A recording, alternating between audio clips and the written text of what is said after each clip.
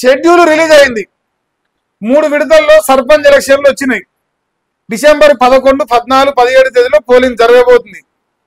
సర్పంచ్ స్థానాలు 12,728 స్థానాలు, 1,12,242 వార్డులు.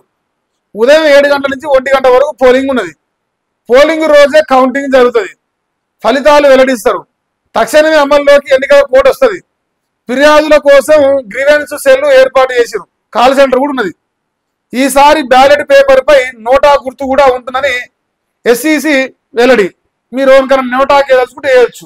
ఇద్దరు లంగలు ఎవరు నిలబడ్డారు అనుకున్నప్పుడు ఓట్ ఫర్ నోటా అని మా సూరన్న చెప్పినట్టు మరి ఓటు వేసుకోవాలి. ఇప్పుడు డేటా రాసిరు చూసుకోరు. నామినేషన్లు ఇవాళ నుంచి లెక్క. ఫస్ట్ ఫేజ్ ఇవాళ రేపటి నుంచి నామినేషన్లు, రేపటి నుంచి ఎల్లుండు ఆవులెల్లుండు ఫస్ట్ ఫేజ్. సెకండ్ ఫేజ్ వచ్చేసి 30వ తారీఖు నుంచి 2వ తారీఖు వరకు, డిసెంబర్ 2 వరకు. థర్డ్ ఫేజ్ వచ్చేసి డిసెంబర్ 3 నుంచి 6 తారీఖు వరకు. ఏదున్నా అన్ని పోలింగ్ డేట్లు నవంబర్ 27 తారీఖు నామినేషన్ వేసిన వాళ్ళు 11 తారీఖు వస్తాయి. 30 తారీఖు నామినేషన్ డిసెంబర్ 14 వస్తాయి. 3 తారీఖు వేసిన వాళ్ళు డిసెంబర్ 17 వస్తాయి. ఇట్లా 3 దఫాలుగా ఎన్నికలు క్లోజ్ అయిపోతాయి. మళ్ళీ ఏ రోజుకి ఆ రోజు ప్రకటించేస్తారు ఎవరు గెలిచిరన్నది. ఇక మండలాల వారీగా చూసుకుంటే డిసెంబర్ 11న 189 మండలాలకు ఓట్లు జరుగుతాయి. సర్పంచ్ స్థానాలు వచ్చేసి 4,236 స్థానాలు వస్తాయి. వార్డులు 37,440. డిసెంబర్ 14 అయితే 193 మండలాలకు ఇక 4,333 సర్పంచ్లకు, 38,350 వార్డులకు. డిసెంబర్ 17 అయితే 182 మండలాలకు, 4,152 సర్పంచ్లకు, 36,452 గ్రామ పంచాయతీ వార్డులకు. సో ఇట్లా టోటల్గా 17,728 గ్రామాలని వీళ్ళు ఫైనల్ చేసిరు. మరి ఆయన 35 అని రాసిండు. ఎంతో ఈ 700 చిల్లర అనుకోరాదని. ఏది ఏమైనా ఇక్కడ కాంగ్రెస్ పార్టీ ఒక బీసీ అనే పదం రాకుండా చాలా సక్సెస్ఫుల్ గా పేపర్ మేనేజ్మెంట్ సూపర్ నడుస్తుంది. ఎన్నికల నగారం ముగిందిరా. మరి ఎందుకు ఆపిర్రా ఈ రోజులు? ఏ కారణం చేత ఆపిర్రు అది కూడా మనకు చర్చ ఉండాలి కదా. ఎందుకోసం ఆపిర్రు, ఎందుకోసం ఇవాళ వచ్చినాయి? ఒకనాడు ఇదే రేవంత్ రెడ్డి, నేను బీసీలకు పెద్దన్నను, మీకు రిజర్వేషన్ ఇవ్వకపోతే నా మెడకాయ మీద తలకాయ తీసేసుకుంటా. మరి ఎటు వచ్చింది ఇవాళ? మెడకాయ మీద తలకాయ అట్నే ఉందిగా. వచ్చిందా రిజర్వేషన్? 42%తో ఇలా ఎన్నికలు పోయిరా. పోనీ లంగలే అనుకుందాం జరిసేపు. అట్లీస్ట్ కేసీఆర్ ఇచ్చిన పాత రిజర్వేషన్ పక్క 23% రావాలి కదా. 10% కొర్రి పెట్టి మీరిచ్చే రిజర్వేషన్ మరి ఇది లంగ రిజర్వేషన్ లెక్క చూస్తాను. ఇంకో దౌర్భాగ్యం ఏంటంటే ఈ అంశాన్ని చర్చ జరగకుండా పేపర్ మేనేజ్మెంట్ చాలా సక్సెస్ఫుల్ గా జరుగుతున్నాయి. అందుకే నిన్న నుంచి మీరు అబ్జర్వ్ చేస్తే నమస్తే తెలంగాణ ఓపెన్ చేసినాకనే మిగతా పేపర్ ఓపెన్ చేస్తున్నా. ఆయన ప్రతిపక్షంలో వండుకున్నాడు కాబట్టి ఆయన రాస్తాడు.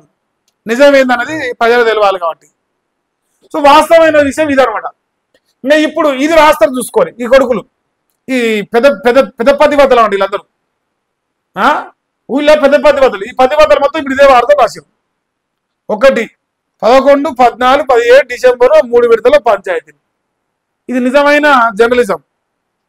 ఇంకా అంతే, ఏం లేదు ఇలా మనుగులు. ఇప్పుడు వీడు పెద్దపాలేరు, ఊర్లో పెద్దపాలేరు ఉంటారుగా. ఇప్పుడు ఇట్లా వీడు పెద్దపాలేరు అనమాట. వీడే రాసు చూసుకోరు. ఇక మోగిన నాగార పంచాయతీ ఎన్నికల పక్కే షుర్రు.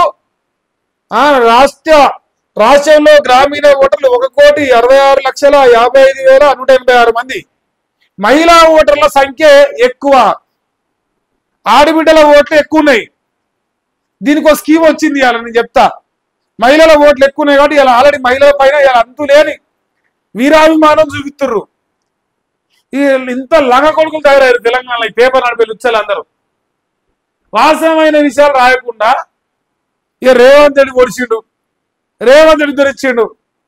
మరి ఈ లంగ కొడుకులు ఒకప్పుడు రాసిరు బీసీలు 42% కాదు 60% ఇస్తారట. 60 ఇప్పుడు ఇలా రాసిరు. అది కూడా ఇంకో 60% సీట్లు బీసీలకే ఇద్దాం.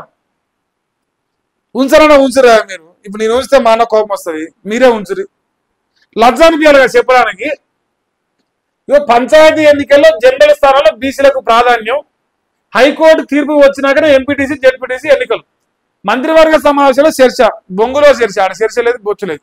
ఆడ జరిగిన చర్చ మొత్తం కొత్త పాలసీ ఏదో తెచ్చినా ఆ పాలసీ మీద జరిగింది, లీకు వీరుల గురించి.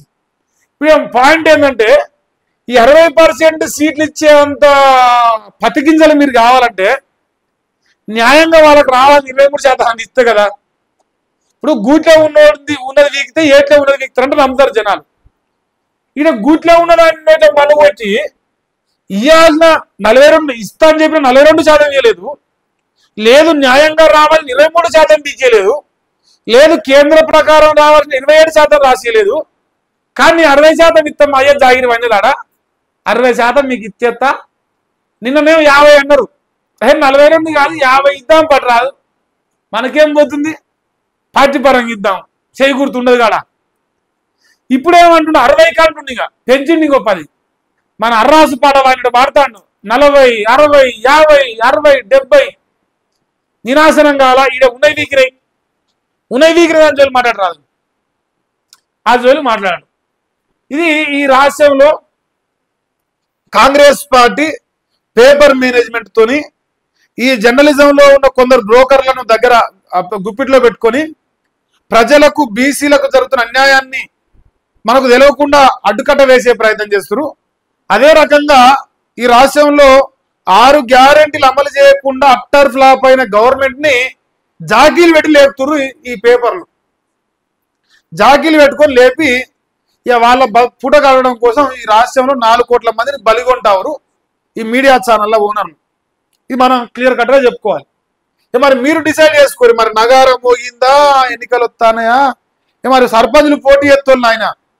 ఇగో ఎమ్మెల్యేలకు అభివృద్ధిలకు రూపాయి ఇస్తలేడు, లేదు పథకాలకు రూపాయి ఇస్తలేడు, అప్పులు తెచ్చిన ఏకాన గ్రామ పంచాయతీలకు అందలేదు, ట్రాక్టర్ డీజిల్ కూడా పైసలు లేవు, ఇన్ని రోజులు సర్పంచ్ లేరు, పంచాయతీ సెక్రటరీలు నడిపించర్రు. ఇప్పుడు మీరు నడిపించాలి, ట్రాక్టర్ డీజిల్ పోయాలి, ఓ కాంట్రాక్ట్ చేస్తే బిల్లు రాదు, ఓ డెవలప్మెంట్ చేస్తే బిల్లు రాదు, ఊర్లలో పోయి ఈ పని ఆ పని అని చెప్పిన అనుకో రేపు పైసలు ఇయ్యరు. మరి నువ్వు సర్పంచ్గా పోనీతో ₹1 కోటి కావాలి ఇవాళ. మరి ₹1 కోటి పెట్టినాక నువ్వు రూపాయి పని చేయకుండా ఏకాన్ని అభివృద్ధి చేయకుండా నీకు ఇక నీ పని అవుట్, మళ్ళీ జీవితంలో సర్పంచ్ గెలువు. సో నేనేం చెప్తా అంటే కాంగ్రెస్ పార్టీకి గెలిచి ఏ పని చేయకుండా అడ్డమయ్యానికంటే ప్రతిపక్ష పార్టీలకు వెళ్ళి పోటీ చేసి ఏం పని చెప్పినా మా అధికారం లేదని ఒక సాకన్నా చెప్పొచ్చు. మరి మీ కర్మ, నేనైతే ఒక సలహా ఇస్తున్నా, మీరు కాంగ్రెస్ పార్టీకి వెళ్ళి పోటీ చేసి ఆన్నోయిన అరకెల గెలిచిన, ఎందుకంటే మనం జూబ్లీస్లో చూసినాం, పైసలు ఇస్తే ఓటేస్తారు జనాలు, ఎక్కడన్నా చావని ఏ పథకాన్ని రాకపోయి పైసలు ఇస్తే చాలు. రేపు స్థానిక ఎన్నికల్లో ఓటుకు 5,000 పంచుతారు అవసరమైంది. మరి ఆ పైసలు వంచితే తీసుకొని మీరు ఓటేసి మీరు గెలిచినా మీరు వీకేది మన్ను కూడా లేదు. సింపుల్ చెప్తాను, బొచ్చు కూడా లేదు. పచ్చి చెప్పాలంటే మీరు ఏం మిగలేరు, మన్ను కూడా మిగలేరు. దీనికి ఉదాహరణ మా ఎమ్మెల్యేల సాక్ష్యం. కాంగ్రెస్ పార్టీని 65 మంది ఎమ్మెల్యేలు వాళ్ళే చెప్తున్నారు, అరే నాయన ఇగో నా కాడ పైసలు లేవు, పెళ్లి పేరంటం అయితే తప్ప పోయి ఒక బొమ్మ దిగొత్తానికి మనకు వస్తుంది తప్ప దేనికి మనకు వస్తలేను, పెళ్లిలకు పేరంటాలు తిరుగుతానికి ఎమ్మెల్యే అయినట్టున్నది, నాకు రూపాయి అభివృద్ధి చేస్తాను నాకు పైసలు ఇస్తాడు మా ముఖ్యమంత్రి. ఆఖరికి ప్రపంచ బ్యాంకుకి లేఖల్లో రాస్తున్నారు. ఇక మరి నువ్వు సర్పంచ్ నువ్వు వీకేదేంది కొత్తగా, ఎమ్మెల్యేతో కానీ నువ్వు నీతో అయ్యేదేంది? ఇది జర ఒకసారి సోచాయించుకొని ఎన్నికల్లో పోటీ చేసే ముందు మరి మీ పెట్టుబడి ఎంత, మళ్ళీ ఎట్లా రాబట్టుకోవాలి. ఇంకోటి, కేసీఆర్ ఉన్నప్పుడు ఊర్లకు ₹4 నిధులు చేసేది, దాని ద్వారా రూపాయి అవినీతి చేసి సంపాదించుకురు సర్పంచులు. ఎందుకంటే వాళ్ళు పెట్టిన ప్రజలు వాంది లాక్కురు. ఇప్పుడు అది కూడా గతి లేదు, ఇక వాళ్ళకే గతి లేదు, మీకేడ వీకిస్తారు. వాళ్ళు దొప్పుకు తినడానికే ఉన్న అన్ని మార్గాలు వెతుకుతురు, ఉన్న అన్ని మార్గాలు, భూమి మీద ఉన్న అన్ని మార్గాలు. సో మరి మీరు జాగ్రత్త నాయన, పోటీ చేయాలనుకునే వాళ్ళు జాగ్రత్త, నా సలహా.